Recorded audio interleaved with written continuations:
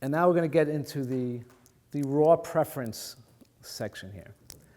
I personally don't barbell squat anymore. Whatever magic it has, it's just not worth the aggravation to my back.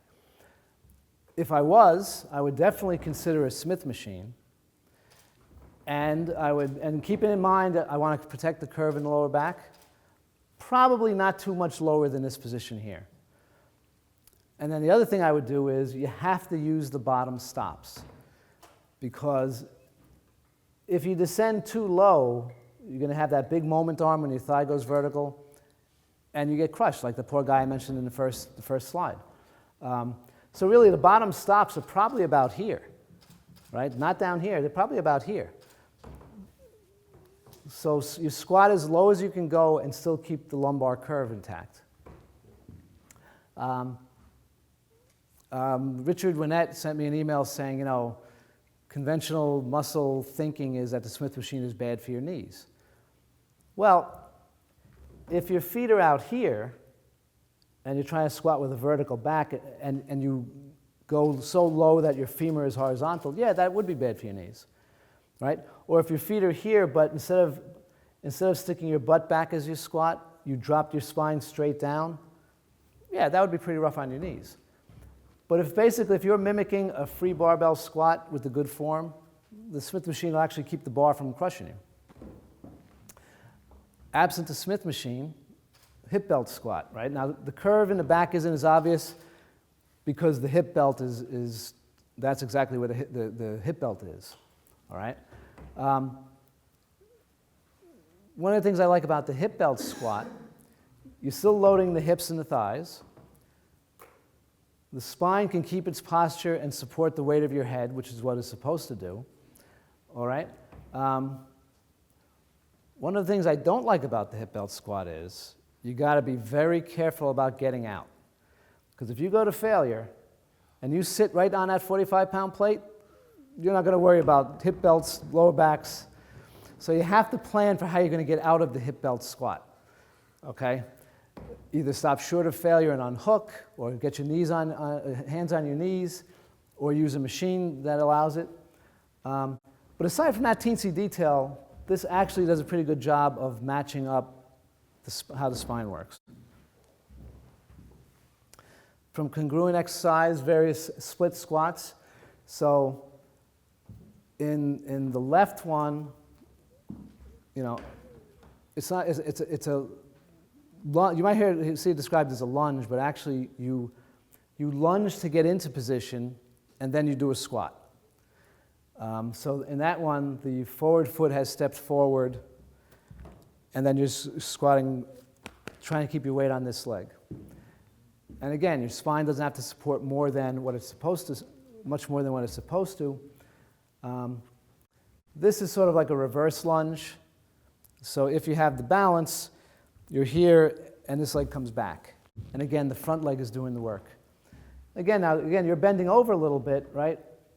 But it's manageable that you can keep the curve in your spine.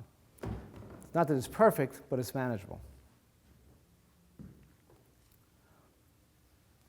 So a number of years ago, somebody caused some ruckus online with the squat and the leg press.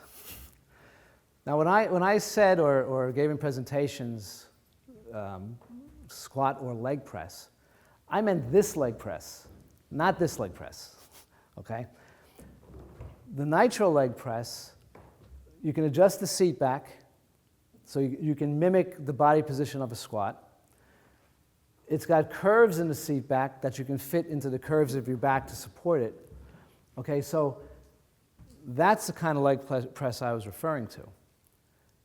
That's kind of interesting. That's kind of interesting. Yeah, okay. All right, so now more conventionally, right? So now this is from an NSCA textbook from about 2000. So this is like a very old school leg press. Now, what differences do you see in the two? Well, this angle is much closer to a right angle than this one, okay? So I'm able to open up a little bit in the hips. Because what happens here is, first of all, her knees came so far back, you can't really see it, but it's unavoidable that her lower back flattens against the pad. So instead of having her back curve this way, as the knees approach her ribs, it has to flatten. And if you're doing the leg press to minimize the stress on your lower back, you just defeated the purpose. Especially in like the 70s, where the muscle magazine advice was, you know, let your knees go into your armpits for that full range of motion and push out. Well, the only way you can get your knees into your armpits is if your pelvis flips and your lower back flips. Another thing about this joint angle is when she gets to a right angle, when she presses this away from her and her femurs and her torso is at a right angle, the exercise is over, right, because she can lock out. But the joint angle for where the glutes are strongest is a little bit further out than that, which you can't possibly reach here. So while this is very uncomfortable, especially at the bottom position, it doesn't necessarily, it's not exactly the right kind of challenge. It's only uncomfortable because of the compression at the hips and your lower back.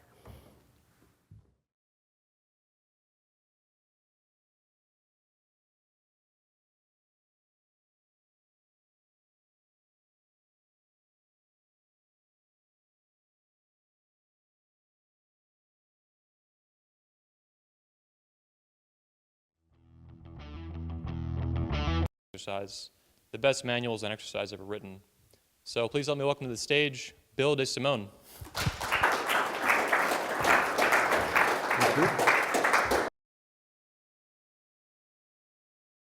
You'd be a champion, but it would kill you. Would you take it? And methodology aside, and whatever other quibbles people had aside, a lot of people said yes. So that type of thinking, it's not just CrossFit. It's been around for a while. A boxer, a tennis player. The reason why you turn, you don't twist is the disc is between the vertebrae. If you twist the vertebrae, it's like wringing out a dish towel. And again, it allows it, but it's not the best thing for it over time. An office are a certain height. You can pretty much do it with all hip and quad action and not make it more complicated.